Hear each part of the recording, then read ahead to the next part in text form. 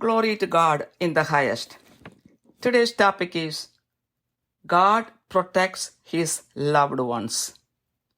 Heavenly Father, I thank you for the past week. Lord, help me, your servant, to deliver the message in a fruitful way. I pray in the name of Jesus. Amen. I would like to read one good Bible verse from Isaiah chapter 43, verse 4. Since you are precious in my sight, since you are honored and I love you, I will give other men in your place and other peoples in exchange for your life. One more time. Since you are precious in my sight, since you are honored and I love you, I will give other men in your place and other peoples in exchange for your life.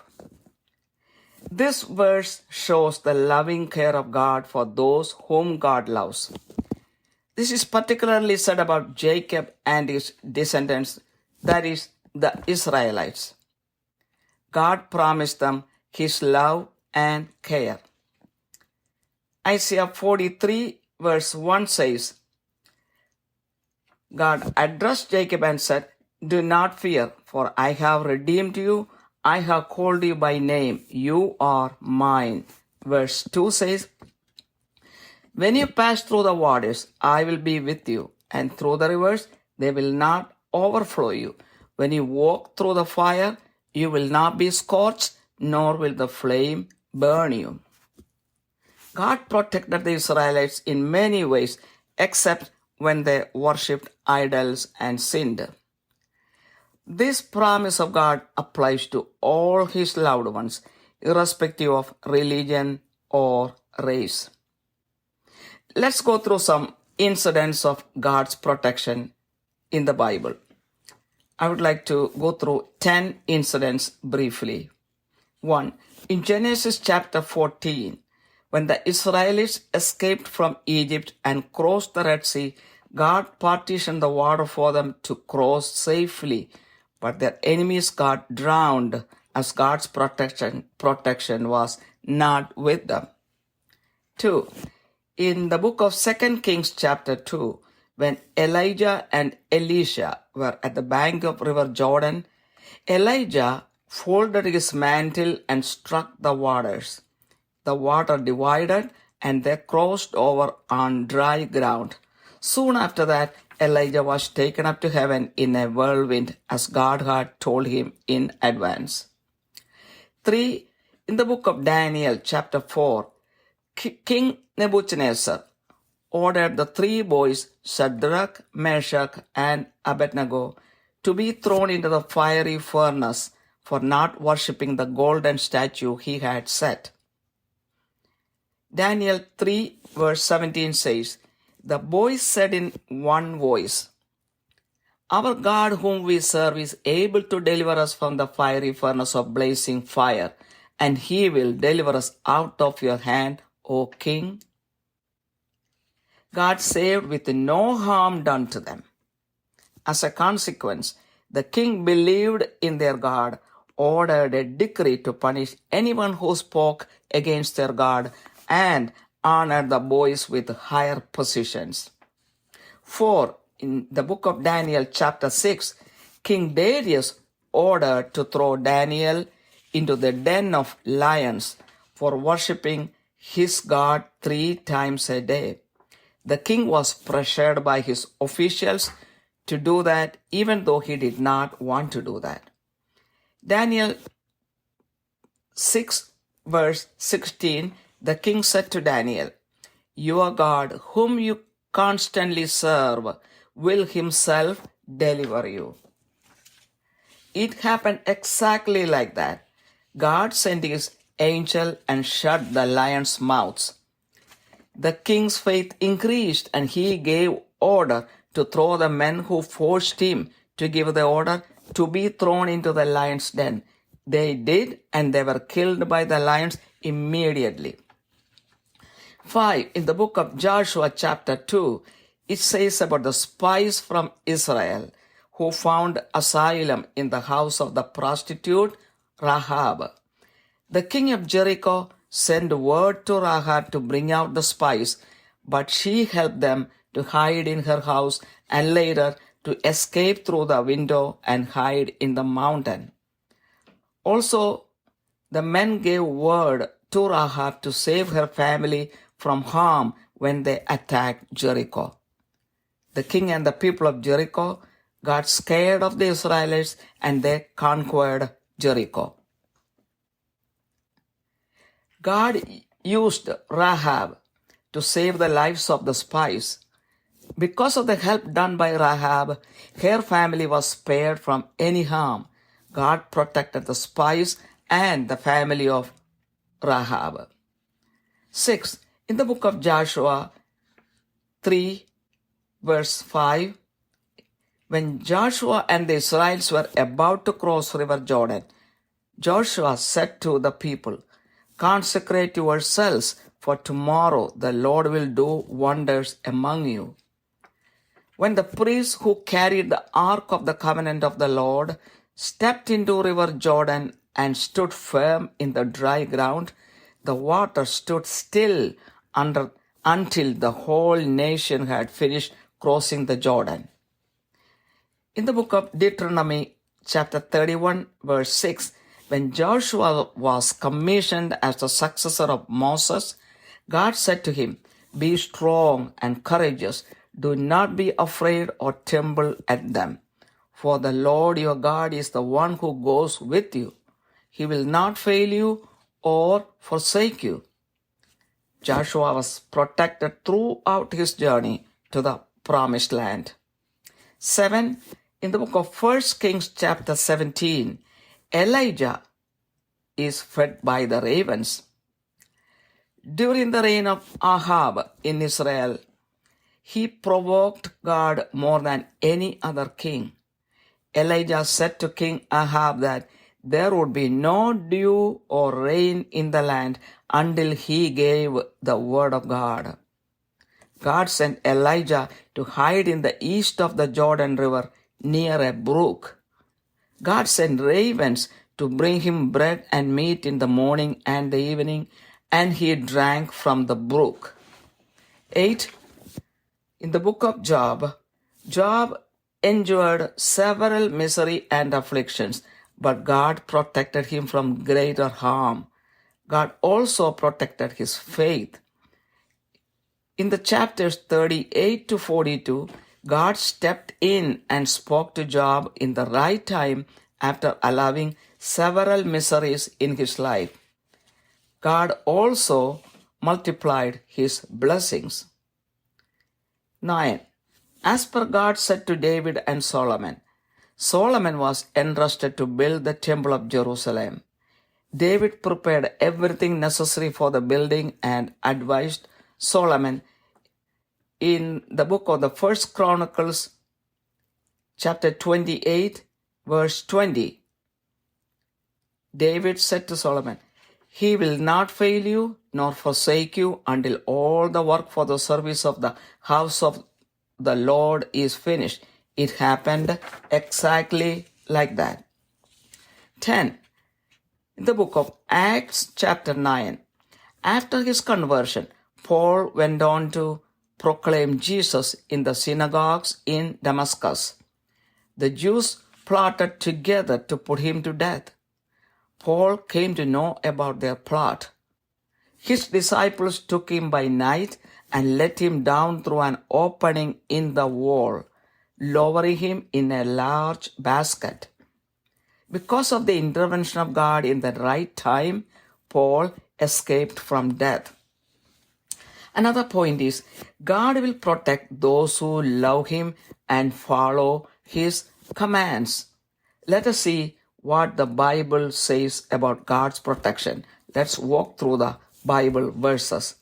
Psalm 32 verse 7 says, "You are my hiding place. You preserve me from trouble. You surround me with songs of deliverance." Psalms 54 verse 6 says, "For he has delivered me from all trouble." Psalms 91 verse 9 says, "He who dwells in the shelter of the Most High will abide in the shadow of the Almighty." The entire chapter narrates the different situations and the different ways God protects his loved ones. Psalm 119 verse 114 says, "You are my hiding place and my shield. I wait for your word." Psalm 121 verse 2 says, "My help comes from the Lord who made heaven and earth." Psalm 121 verse 7 says, "The Lord will protect you from all evil. He will keep your soul." Proverbs chapter 30 verse 5 says, "He is a shield to those who take refuge in him." Another point is God involves angels in our life. I had done a separate message on the involvement of angels in our life. Though we may not see them or know they are there, angels are watching over us, transporting blessing into our lives, delivering us, protecting us from danger, caring for us at the time of death, and helping us to glorify God better. Using his angels, God offers his pure, selfless love to those who are on the path of salvation by accepting Jesus as the Savior. I know personally some people who had been helped by God's angels. Next point is God's promise of protection does not guarantee that we will be free from all kinds of pain or loss or difficulties. Job's life shows that God is able to deliver us from all kinds of troubles, but God may not do so always. Sometimes God allows trials in our life to purify us, to test our faith, and to strengthen in our faith. John chapter 16 verse 33 says, Jesus said, "In the world you have tribulation, but take courage. I have overcome the world." God will not allow us to be tested beyond our ability. In the New Testament, Jesus has promised more spiritual protection against the enemies of our soul than physical protection. The spiritual protection is based on the indwelling of the Holy Spirit in us. Ephesians 2 verse 22 says, "In whom you also are being built together into a dwelling of God in the Spirit." 2 Timothy chapter 4 verse 18 says, Paul said about his spiritual protection, "The Lord will rescue me from every evil deed and will bring me safely to his heavenly kingdom." If the Holy Spirit dwells in us, we are spiritually safe. We just have to draw near to God and trust in his protection. Even if we are physically hurt, we will be spiritually protected. As long as we reach our heavenly home, we can put away other worries. Jeremiah chapter 17 verses 7 and 8 says, "Blessed is the man who trusts in the Lord and whose trust is the Lord. For he will be like a tree planted by the water that extends its roots by a stream, and it will not fear when the heat comes, but its leaves will be green, and it will not be anxious in a year of drought, nor cease to yield fruit." The last verse is Romans 8 verse 28. And we know that God causes all things to work together for good to those who love God, to those who are called according to his purpose. With this, the message ends. Heavenly Father, I glorify your name. Bless everyone who hears this message. Lord, help everyone to trust in the Lord, to get filled with the Holy Spirit, to live a holy life, and be protected by God. Thank you, Lord, for hearing the prayer. I pray in the precious name of Jesus Christ. ദൈവത്തിരുനാമത്തിന് മഹത്വമുണ്ടായിരിക്കട്ടെ. ഇന്നത്തെ ചിന്താവിഷയം, ദൈവം തൻ്റെ പ്രിയപ്പെട്ടവരെ കാത്തു സൂക്ഷിക്കുന്നു. കാരുണ്യവാനായ സ്വർഗ്ഗസ്ഥ പിതാവേ, കഴിഞ്ഞ ഒരാഴ്ചയ്ക്കായി നന്ദി പറയുന്നു. ഇന്നത്തെ സന്ദേശം വേണ്ടതുപോലെ മറ്റുള്ളവരിലേക്ക് കൈമാറുവാൻ ഈ ദാസിയെ സഹായിക്കണമേ. യേശുവിൻ്റെ നാമത്തിൽ തന്നെ ആമേൻ. ദൈവം തൻ്റെ പ്രിയപ്പെട്ടവരെ കാത്തു സൂക്ഷിക്കുന്നു, അല്ലെ കാത്തു രക്ഷിക്കുന്നു, അല്ലെങ്കിൽ കാത്തു പരിപാലിക്കുന്നു. അതിനാധാരമായ ഒരു വചനം ഐസയ 43 അധ്യായം 4 വചനം. നീ എനിക്ക് വിലയേറിയവനും മാന്യനുമായി ഞാൻ നിന്നെ സ്നേഹിച്ചിരിക്കാൻ ഞാൻ നിനക്ക് പകരം മനുഷ്യരെയും നിന്റെ ജീവന പകരം ജാതികളെയും കൊടുക്കുന്നു. ഒന്നുകൂടി വായിക്കാം. നീ എനിക്ക് വിലയേറിയവനും മാന്യനുമായി ഞാൻ നിന്നെ സ്നേഹിച്ചിരിക്കാൻ ഞാൻ നിനക്ക് പകരം മനുഷ്യരെയും നിന്റെ ജീവന പകരം ജാതികളെയും കൊടുക്കുന്നു എന്ന്. ഇത് ദൈവത്തിൻ്റെ അങ്ങേയറ്റം ഉള്ള സ്നേഹവും പരിപാലനയുമാണ് ഇവിടെ കാണിക്കുന്നത്. ഇത് പറഞ്ഞിരിക്കുന്നത് യാക്കോബിനോടും യാക്കോബിൻ്റെ സന്തതികളോടും ആണ്. അതായത് ഇസ്രായേൽ ജനതയ്ക്ക് കൊടുത്തിരിക്കുന്ന വാഗ്ദാനമാണ്. ദൈവം തൻ്റെ പരിപാലനയും സ്നേഹവും അവർക്ക് വാഗ്ദാനം ചെയ്തിരിക്കുന്നു.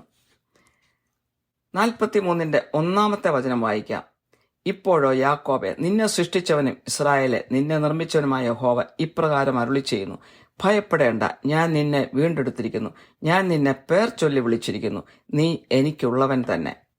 43:2 നീ വെള്ളത്തിൽ കൂടി കടക്കുമ്പോൾ ഞാൻ നിന്നോടുകൂടിയിരിക്കും, നീ നദികളിൽ കൂടി കടക്കുമ്പോൾ അവ നിന്റെ മീതെ കവിയുകയില്ല, നീ തീയിൽ കൂടി നടന്നാൽ വെന്തു പോകുകയില്ല, അഗ്നിജ്വാല നിന്നെ ദഹിപ്പിക്കുകയുമില്ല. ദൈവം ഇസ്രായേൽ ജനതയെ പല രീതിയിൽ പരിപാലിച്ചു, കാത്തു സൂക്ഷിച്ചു. എന്നാൽ അവർ വിഗ്രഹത്തെ ആരാധിക്കുകയും പാപം ചെയ്യുകയും മറുതലിക്കുകയും ചെയ്തപ്പോൾ ദൈവം അവരെ ശിക്ഷിക്കുകയും ചെയ്തിട്ടുണ്ട്. തന്നെ സ്നേഹിക്കുന്നവരെ, തൻ്റെ പ്രിയപ്പെട്ടവരെ കാത്തു പരിപാലിക്കുമെന്നുള്ള ഈ ഇസ്രായേലിനോടുള്ള ഈ വാഗ്ദാനം ജാതി മത ഭേദമന്യേ എല്ലാ ജനതയോടും ദൈവം ചെയ്തിരിക്കുന്ന ഒരു വാഗ്ദാനമാണ്. അതായത് നമ്മൾ ഓരോരുത്തരോടും. ഇനി വചനത്തിൽ കൂടി പോയി ബൈബിളിൽ നിന്നും ഒരു 10 സംഭവങ്ങൾ കർത്താവ് തൻ്റെ സ്നേഹമുള്ളതുകൊണ്ട് മനുഷ്യരെ എങ്ങനെ കാത്തുരക്ഷിച്ചു എന്നുള്ളതിൽ നമുക്കൊന്ന് ചുരുക്കമായിട്ട് വളരെ ഫാസ്റ്റിൽ ഒന്ന് കാണാം. 1 ഉൽപ്പത്തി പുസ്തകം 14 അധ്യായത്തിൽ ഈജിപ്തിൽ നിന്നും രക്ഷപ്പെട്ട് ഇസ്രായേൽ ജനത ചെങ്കടൽ കടക്കാൻ വന്നപ്പോൾ ദൈവം അത് 2 പകുത്തുകൊണ്ട് അവരെ അതിൽ കൂടി സുരക്ഷിതമായിട്ട് കടന്നു പോകാൻ അനുവദിച്ചു. എന്നാൽ ശത്രുക്കൾ അവരെ പിന്തുടർന്നപ്പോൾ അവരെല്ലാവരും ആ വെള്ളത്തിൽ മുങ്ങി മരിക്കാനിടയായി. 2 രാജാക്കന്മാരുടെ പുസ്തകം 2 അധ്യായത്തിൽ എലൈജായെ, അതായത് ഏലിയാവിനെ സ്വർഗത്തിലേക്ക് എടുക്കുമെന്ന് നേരത്തെ പറഞ്ഞതനുസരിച്ച് ഏലിയാവ് യാത്ര പുറപ്പെട്ട് ദൈവം പറഞ്ഞ സ്ഥലത്തേക്ക് പോവുകയാണ്. എന്നാൽ എലീഷ കൂടെ പോകാൻ നിർബന്ധം പിടിച്ചതുകൊണ്ട് എലീഷായും ഏലിയാവിനൊപ്പം പോവുകയാണ്. അവർ ജോർദാൻ നദിയിലെത്തിയപ്പോൾ വെള്ളം ധാരാളമുള്ളതുകൊണ്ട് കടക്കുവാൻ ബുദ്ധിമുട്ടുണ്ട്. എന്നാൽ ഏലിയാവ് തൻ്റെ പുതപ്പെടുത്ത വെള്ളത്തിന്മേൽ അടിച്ചപ്പോൾ ആ വെള്ളം 2 പകുത്ത് സുരക്ഷിതമായിട്ട് അവർക്ക് 2 പേർക്കും കടന്നു പോകാൻ ഇടയായി. ഉടനെ തന്നെ ഏലിയാവിനെ ചുഴലിക്കാറ്റ് വഴി ദൈവം സ്വർഗത്തിലേക്ക് എടുക്കുന്ന സംഭവമാണ് പിന്നീട് നടക്കുന്നത്. 3 ഡാനിയലിന്റെ പുസ്തകം 4 അധ്യായത്തിൽ താനുണ്ടാക്കിയ സ്വർണബിംബത്തെ ആരാധിക്കാത്ത എല്ലാവരെയും ശിക്ഷിക്കുമെന്ന് നെബൂഖദ്നേസർ രാജാവ് ഉത്തരവ് പുറപ്പെടുവിച്ചിട്ടുണ്ടായിരുന്നു.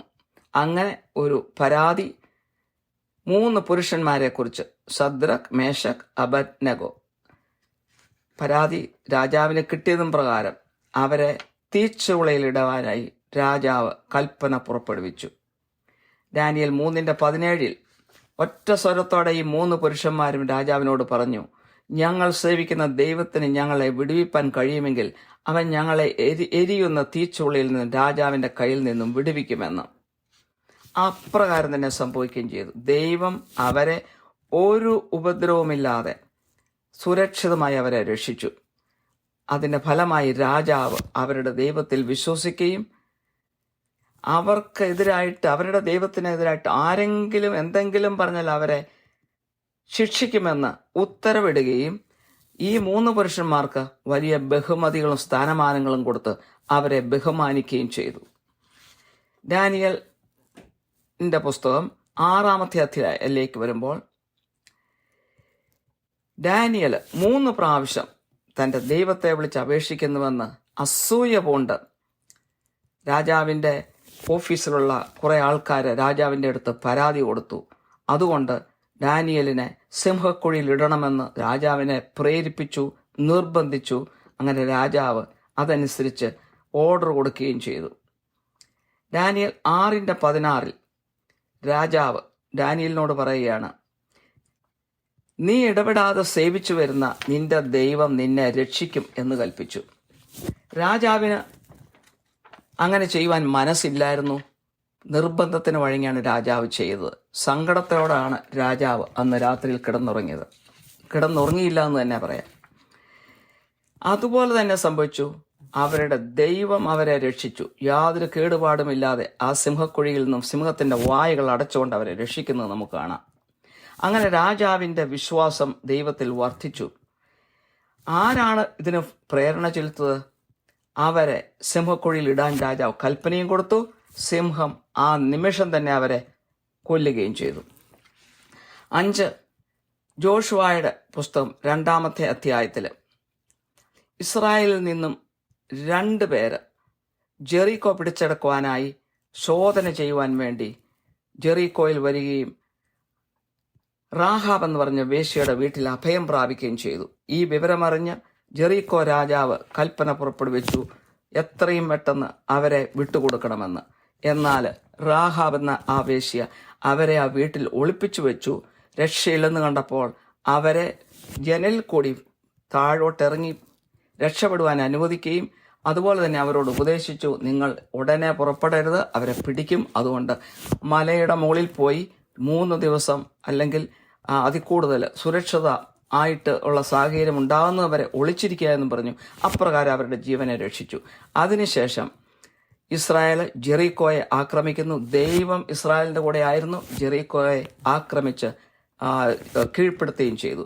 എന്നാൽ ഈ പുരുഷന്മാർ ഈ റാഹാബിന് വാക്കുകൊടുത്തിരുന്നു, നീ ഞങ്ങളെ രക്ഷിച്ചതുകൊണ്ട് നിന്റെ കുടുംബത്തിന്റെ ജീവൻ ഞങ്ങളും രക്ഷിക്കുമെന്ന്. അപ്രകാരം തന്നെ ദൈവം അവളെ കാത്തു പരിപാലിച്ചു. യാതൊരു കുഴപ്പവുമില്ലാതെ പോറലുമില്ലാതെ റാഹാബിന് അവിടെ ജീവിക്കാൻ അവർ ഇടകൊടുത്തു. റാഹാബിന്റെ ജീവൻ രക്ഷപ്പെട്ടു. ഈ 2 പുരുഷന്മാരുടെ ജീവൻ രക്ഷിക്കപ്പെടുവാനിടയായി. അങ്ങനെ ദൈവം ആ 2 കൂട്ടരുടെയും ജീവിതത്തിൽ ഇടപെട്ട് അവരെ സുരക്ഷിതമായി കാത്തു പരിപാലിക്കുന്നു. 6 ജോഷുവയുടെ പുസ്തകം 3:5 ജോഷുവ ഇസ്രായേൽ ജനത്തോട് ജോർദാൻ കടക്കുന്നതിന് മുമ്പ് ഒരു ഉത്തരവ് കൊടുക്കുകയാണ്. പിന്നെ യോശുവ ജനത്തോട് നിങ്ങളെ തന്നെ ശുദ്ധീകരിപ്പിൻ, യഹോവ നാളെ നിങ്ങളുടെ ഇടയിൽ അതിശയം പ്രവർത്തിക്കും എന്ന് പറഞ്ഞു. അവരുടെ പുരോഹിതന്മാർ വാഗ്ദാന പേട്ടകം പിടിച്ചുകൊണ്ട് ആ ജോർദാൻ നദിയിൽ കാലുകുത്തിയപ്പോൾ ആ വെള്ളം മാറി അവിടെ ഉണങ്ങിയ നിലമായി. ആ ഉണങ്ങിയ നിലത്തോടെ ഇസ്രായേൽ ജനത മുഴുവൻ കടന്നു പോകുവാനായിട്ട് വെള്ളം അവിടെ മാറി നിന്നു. അങ്ങനെ ദൈവം അവരുടെ ഇടയിൽ അത്ഭുതം പ്രവർത്തിച്ചു. നിയമാവർത്തന പുസ്തകം 31:6 മോശയ്ക്ക് ശേഷം ജോഷുവയാണ് ഇസ്രായേൽ ജനതയെ വാഗ്ദാനം ചെയ്ത സ്ഥലത്തേക്ക് നയിക്കുന്നത്. അപ്പോൾ ജോഷുവയുടെ ദൈവം പറയുകയാണ്, ബലവും ധൈര്യമുള്ളവരായിരിപ്പിൻ, അവരെ പേടിക്കരുത്, ഭ്രമിക്കുകയും വരുത്. നിന്റെ ദൈവമായ യഹോവ തന്നെ നിന്നോടുകൂടെ പോരുന്നു, അവൻ നിന്നെ കൈവിടുകയില്ല, ഉപേക്ഷിക്കുകയുമില്ല എന്ന്. അപ്രകാരം തന്നെ ജോഷുവയുടെ ആ വാഗ്ദാന ഭൂമിയിൽ എത്തുന്നിടവരെയുള്ള യാത്ര സുരക്ഷിതമായി ദൈവം കാത്തുപരിപാലിച്ചു. 1 രാജാക്കന്മാരുടെ പുസ്തകം 17-ാം അധ്യായത്തിൽ ഏലിയാവ് കാക്കയാൽ പരിപോഷിപ്പിക്കപ്പെടുന്നത് നമ്മൾ കാണുന്നു. ആഹാബ് രാജാവിന്റെ സമയത്ത് ദൈവം ആ രാജാവ് ദൈവത്തെ വളരെയധികം കോപിപ്പിച്ചു. അങ്ങനെ ഏലിയാവ് വന്ന് ഈ രാജാവിനോട് പറയുകയാണ്, ഞാൻ ഇനി വീണ്ടും ഒരു ദൈവവചനം നിന്നോട് പറയുന്നത് വരെ ഈ പ്രദേശത്ത് മഞ്ഞോ മഴയോ ഉണ്ടാകുകയില്ല എന്ന് ദൈവം ഏലിയാവിനോട് അരുളി ചെയ്തു. നീ ജോർദാൻ നദിയുടെ കിഴക്കുള്ള ഒരു അരുവിയുടെ അടുത്ത് പോയി ഒളിച്ചിരിക്കുക, അരുവിയിൽ നിന്ന് വെള്ളം കുടിക്കുക. ദൈവം എന്ത് ചെയ്തു? അവന് രാവിലെയും വൈകിട്ടും അപ്പവും മാംസവും ഭക്ഷണമായി കൊണ്ടുവന്ന് കൊടുക്കുവാൻ ഒരു കാക്കയെ ഏർപ്പാട് ചെയ്തു. അങ്ങനെ തന്നെ സംഭവിക്കുകയും ചെയ്തു. അങ്ങനെ അവനെ ദൈവം കാത്തു പരിപാലിച്ചു. 8 ജോബിന്റെ പുസ്തകത്തിലേക്ക് വരുമ്പോൾ ജോബ് പലതരത്തിൽ കഷ്ടപ്പെടുന്നതും പീഡിപ്പിക്കപ്പെടുന്നതും നമ്മൾ കാണുന്നു. എന്നാൽ മുഴുവനായിട്ടും അവനെ തകർത്ത് കളഞ്ഞില്ല. അവന്റെ വിശ്വാസം ദൈവം കാത്തുരക്ഷിച്ചു. അതുപോലെ തന്നെ അവന് അനുഗ്രഹങ്ങൾ 10 മടങ്ങ് വർദ്ധിപ്പിച്ചു കൊടുക്കുവാനും ദൈവം വളരെയധികം ശ്രദ്ധിച്ചു. അവന്റെ അനുഗ്രഹങ്ങൾ അങ്ങനെ വർദ്ധിക്കുവാനിടയായി. 9 ദൈവം സോളമനോട് അരുളി ചെയ്തു. അതുപോലെ ദാവീദിനോടും അരുളി ചെയ്തു, സോളമനായിരിക്കും ദൈവത്തിന്റെ ആലയം പണിയുന്നതെന്ന്. അതനുസരിച്ച് ദാവീദ് മകന് വേണ്ട സഹായങ്ങളെല്ലാം ചെയ്തു കൊടുത്തു. എന്നിട്ട് ദാവീദ് അവനെ ഉപദേശിക്കുകയാണ്. 1 ദിനവൃത്താന്തം 28:20 ബലപ്പെട്ട് ധൈര്യം പൂണ്ട് പ്രവർത്തിച്ചു കൊള്ളുക, ഭയപ്പെടരുത്, ഭ്രമിക്കുകയും അരുത്. യഹോവയായ ദൈവം എൻ്റെ ദൈവം തന്നെ നിന്നോടുകൂടിയുണ്ട്. യഹോവയുടെ ആലയത്തിലെ ശുശ്രൂഷയ്ക്കുള്ള എല്ലാ വേലയും നീ നിവർത്തിക്കും വരെ അവൻ നിന്നെ കൈവിടുകയില്ല, ഉപേക്ഷിക്കുകയുമില്ല എന്ന്. അതുപോലെ തന്നെ സംഭവിക്കുകയും ചെയ്തു.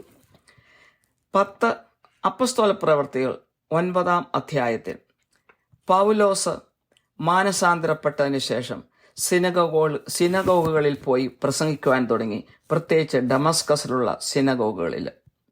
എന്നാൽ ആ സമയത്ത് യഹൂദന്മാര് അവനെതിരായിട്ട് ഗൂഢാലോചന നടത്തി അവനെ കൊല്ലുവാൻ ആലോചിച്ചു. എന്നാൽ ആ ആലോചന ദൈവം അവന്റെ ചെവിയിലെത്തിക്കുകയും അവന്റെ ശിഷ്യന്മാര് ഭിത്തിയിലുള്ള ഒരു ദ്വാരം വഴി ഒരു കൊട്ടയിൽ അവനെ സുരക്ഷിതമായിട്ട് താഴേക്കിറക്കി രക്ഷപ്പെടുവാൻ സഹായിക്കുന്നു. അതുകൊണ്ട് ദൈവം ഇടപെട്ടതുകൊണ്ട്, കൃത്യസമയത്ത് ഇടപെട്ടതുകൊണ്ട് അവൻ ഒരു പോർലമില്ലാതെ രക്ഷപ്പെട്ടു, മരണത്തിൽ നിന്ന് തന്നെ രക്ഷപ്പെട്ടു. ഇതിൽ നിന്നെല്ലാം നമുക്ക് മനസ്സിലാകുന്നത് ദൈവത്തെ സ്നേഹിക്കുകയും ദൈവത്തിന്റെ കൽപ്പനകൾ പാലിക്കുകയും ചെയ്യുന്ന ഏവരെയും ദൈവം പരിപാലിക്കുമെന്നുള്ളതാണ്. ഇതിനാധാരമായി ഏതാനും വചനങ്ങൾ വായിക്കട്ടെ. സാം 32:7 പറയുന്നു, നീ എനിക്ക് മറവിടമാകുന്നു, നീ എന്നെ കഷ്ടത്തിൽ നിന്ന് സൂക്ഷിക്കും, രക്ഷയുടെ ഉല്ലാസഘോഷം കൊണ്ട് നീ എന്നെ ചുറ്റിക്കൊള്ളും. സാം 54:6 പറയുന്നു, അവൻ എന്നെ സകല കഷ്ടത്തിൽ നിന്നും വിടുവിച്ചിരിക്കുന്നു. സാം 91:1 പറയുന്നു, അത്യുന്നതന്റെ മറവിൽ വസിക്കുകയും സർവശക്തന്റെ നിഴലിൻ കീഴിൽ പാർക്കുകയും ചെയ്യുന്നവൻ. ആ അധ്യായം മുഴുവനും അവന് കൊടുക്കുന്ന സംരക്ഷണത്തെക്കുറിച്ചാണ് പറയുന്നത്. സങ്കീർത്തനം 119:114 പറയുന്നു, നീ എൻ്റെ മറവിടവും എൻ്റെ പരിചയമാകുന്നു, ഞാൻ തിരുവചനത്തിൽ പ്രത്യാശ വച്ചിരിക്കുന്നു. സാം 121:2 എൻ്റെ സഹായം ആകാശത്തെയും ഭൂമിയെയും ഉണ്ടാക്കിയ യഹോവയിൽ നിന്ന് വരുന്നു. 121:7 യഹോവ ഒരു ദോഷവും തട്ടാതെ നിന്നെ പരിപാലിക്കും, അവൻ നിന്റെ പ്രാണനെ പരിപാലിക്കും. സദൃശവാക്യങ്ങൾ അല്ലെങ്കിൽ സുഭാഷിതങ്ങൾ 30:5 തന്നിൽ ആശ്രയിക്കുന്നവർക്ക് അവൻ പരിച തന്നെ. അടുത്തൊരു പോയിന്റ്, ദൈവം മാലാഖമാരെ അയച്ച് നമ്മളെ അപകടങ്ങളിൽ നിന്ന് രക്ഷിക്കും. മാലാഖമാര് പല രീതിയിൽ നമ്മുടെ ജീവിതത്തിൽ ഇടപെടും, നമ്മളെ കാത്തു പരിപാലിക്കും, അനുഗ്രഹങ്ങൾ നമ്മളുടെ ജീവിതത്തിലേക്ക് കൊണ്ടുവരും, നമ്മൾക്ക് വിടുതൽ തന്നുകൊണ്ട് നമ്മളെ സഹായിക്കാനായിട്ട് അവരിറങ്ങി വരും, അപകടങ്ങളിൽ നിന്ന് നമ്മളെ രക്ഷിക്കും, മരണസമയത്ത് നമ്മുടെ അടുത്ത് വരും, ദൈവത്തെ കൂടുതലായി സ്തുതിക്കാനും മഹത്വപ്പെടുത്തുവാനും അവർ നമ്മെ സഹായിക്കും. അങ്ങനെ പലതരത്തിൽ മാലാഖമാര് നമ്മുടെ ജീവിതത്തിൽ സ്നേഹത്തോടെ ഇടപെടാറുണ്ട്. പലരുടെയും ജീവിതത്തിൽ ഇടപെട്ടിട്ടുള്ള നേരിട്ട് അറിയാവുന്ന ഏതാനും സംഭവങ്ങൾ എനിക്കറിയാം. ഞാൻ അതേക്കുറിച്ച് മാലാഖമാർ ഇടപെടുന്നതിനെക്കുറിച്ച് ഒരു സെപ്പറേറ്റ് മെസ്സേജ് തന്നെ നൽകിയിട്ടുണ്ട് ഇതിനു മുമ്പ്. ദൈവം നമ്മളെ കാത്തുപരിപാലിക്കുമെന്ന് നമ്മൾ കണ്ടു. എന്നാൽ അതിൻ്റെ അർത്ഥം ജീവിതത്തിലുടനീളം ദൈവം കാത്തുപരിപാലിക്കും എന്നുള്ളതല്ല. ദൈവം ചില സാഹചര്യങ്ങളിൽ നമ്മൾക്ക് പ്രയാസങ്ങൾ ഉണ്ടാകുമ്പോൾ അത് സഹിക്കാൻ വേണ്ടി ചിലപ്പോൾ നമ്മളെ അനുവദിക്കും. അത് നമ്മളുള്ള സ്നേഹമില്ലായ്മ കൊണ്ടല്ല, നമ്മളെ വിശുദ്ധീകരിക്കാനും നമ്മളെ വിശുദ്ധരാക്കി മാറ്റുവാനും വേണ്ടി ദൈവം ആഗ്രഹിക്കുന്നു. അതുപോലെ തന്നെ നമ്മുടെ വിശ്വാസം വർദ്ധിപ്പിക്കാൻ ദൈവം ആഗ്രഹിക്കുന്നു. അവസാനം ദൈവം നമ്മളെ സംരക്ഷിക്കുകയും ചെയ്യും. അപ്പോൾ അതിനോടകം നമ്മുടെ വിശുദ്ധീകരണം നടക്കും, നമ്മുടെ വിശ്വാസം അങ്ങനെ വർദ്ധിക്കുകയും ചെയ്യും. യോഹന്നാൻ സുവിശേഷം 16:33 യേശു പറഞ്ഞു, ലോകത്തിൽ നിങ്ങൾക്ക് കഷ്ടമുണ്ട്, എങ്കിലും ധൈര്യപ്പെടുവാൻ ഞാൻ ലോകത്തെ ജയിച്ചിരിക്കുന്നു എന്ന്. അതുപോലെ തന്നെ നമ്മുടെ കഴിവിനപ്പുറം നമ്മളെ പരീക്ഷിക്കില്ല എന്ന് ദൈവത്തിൽ കൂടി ദൈവം നമുക്ക് വാഗ്ദാനം ചെയ്തിട്ടുണ്ട്. പുതിയ നിയമത്തിൽ ശാരീരികമായ പരിപാലനയെക്കാളും കാത്തുരക്ഷിക്കുന്നതിനേക്കാളും കൂടുതൽ ആത്മീയമായ കാത്തുരക്ഷിപ്പ്, സ്പിരിച്വൽ പ്രൊട്ടക്ഷനാണ് കൂടുതലായിട്ടും കാണുന്നത്. നമ്മളിൽ പരിശുദ്ധാത്മാവ് എത്ര കൂടുതലായിട്ടുണ്ടോ അത്രയും കൂടുതലായിട്ട് ആത്മീയമായ സുരക്ഷിതത്വം തന്ന് ദൈവം നമ്മളെ രക്ഷിക്കും. എഫേഷ്യൻസ് 2:22 പറയുന്നു, അവനിൽ നിങ്ങളെയും ദൈവത്തിന്റെ നിവാസമാകേണ്ടതിന് ആത്മാവിനാൽ ഒന്നിച്ച് പണിതു വരുന്നുവെന്ന്. 2 തിമോത്തി 4:18 പൗലോസ് തന്റെ ആത്മീയ പ്രൊട്ടക്ഷനെ കുറിച്ച് പറയുകയാണ്, കർത്താവ് എന്നെ സകല ദുഷ്പ്രവൃത്തിയിൽ നിന്നും വിടുവിച്ച് തന്റെ സ്വർഗീയ രാജ്യത്തിനായി രക്ഷിക്കും എന്ന്. പരിശുദ്ധാത്മാവ് നമ്മളിൽ ഉണ്ട് എങ്കിൽ നമ്മൾ ആത്മീയമായിട്ടും സുരക്ഷിതരാണ്. നമ്മൾ ദൈവത്തിങ്കിലേക്ക് അടുത്ത് ചെല്ലുക എന്നുള്ളതേ ഉള്ളൂ. നമ്മൾ ശാരീരികമായിട്ട് ഉപദ്രവിക്കപ്പെട്ടാലും ആത്മീയമായിട്ട് നമ്മൾ സുരക്ഷിതരായിരിക്കും. അതുപോലെ തന്നെ ശാരീരികമായിട്ട് എന്തൊക്കെ സംഭവിച്ചെന്ന് പറഞ്ഞാലും ആത്മീയരായിട്ട് സുരക്ഷിതരാണെങ്കിൽ നമ്മൾ സേഫായിട്ട് സ്വർഗരാജ്യത്തിൽ എത്തിച്ചേരും. അതാണല്ലോ നമ്മുടെ അന്തിമ ലക്ഷ്യം.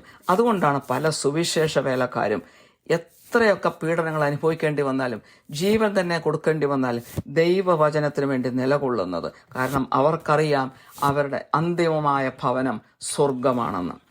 ജെറമിയ 17:7-8 ദൈവം പറയുന്നു, യഹോവയിൽ ആശ്രയിക്കുകയും യഹോവ തന്നെ ആശ്രയമായിരിക്കുകയും ചെയ്യുന്ന മനുഷ്യൻ ഭാഗ്യവാൻ. അവൻ വെള്ളത്തിനരികെ നട്ടിരിക്കുന്നതും ആറ്റരികെ വേരൂന്നിരിക്കുന്നതുമായ വൃക്ഷം പോലെയാകും. ഉഷ്ണം തട്ടുമ്പോൾ അത് പേടിക്കുകയില്ല, അതിന്റെ ഇല പച്ചയായിരിക്കും, വരൾച്ചയുള്ള കാലത്തും വാട്ടം തട്ടാതെ ഫലം കായ്ച്ചുകൊണ്ടിരിക്കും.